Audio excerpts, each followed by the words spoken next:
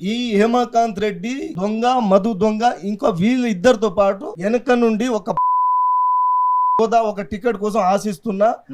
అందాక చెప్పిన కదా, ఇస్లావతు మా ప్రాంతానికి ఒక మల్లెపల్లి మండలానికి ఒక లీడర్, ఆయన వాడు ప్రధానమైన సూత్రధారి. అందులో వీళ్ళు ముగ్గురు కలిసి రీసెంట్లీగా మన ఇక్కడ ఈ జహీరాబాద్ నారాయణఖేడ్ దగ్గర 50 ఎకరాలు వెంచర్ చేసి 50 ఎకరాలు వెంచర్ చేస్తే వీళ్ళు సేల్ చేసిరు. హేమకాంత్ రెడ్డి మధుకి కొంచెం డబ్బు డిస్ప్యూట్ వల్ల ఇవన్నీ సుబ్బారావు తోటి ఇవన్నీ బయటికి రావడం.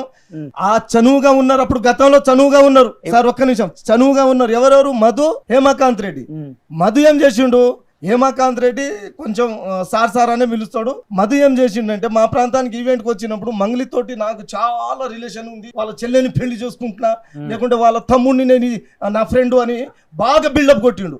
అది క్యాచ్ చేసుకొని అప్పుడు తర్వాత ఈ సుబ్బారావు గారిని పట్టుకొని అదే బేస్ చేసుకొని ఒక ఈవెంట్ కి వచ్చిన అమ్మాయిని అదే ఫోటో దిగిన ఫోటోల ఆధారంగా ఈ సుబ్బారావు హేమకాంత్ రెడ్డి డ్రామాలో ఇవన్నీ నడుస్తుంది.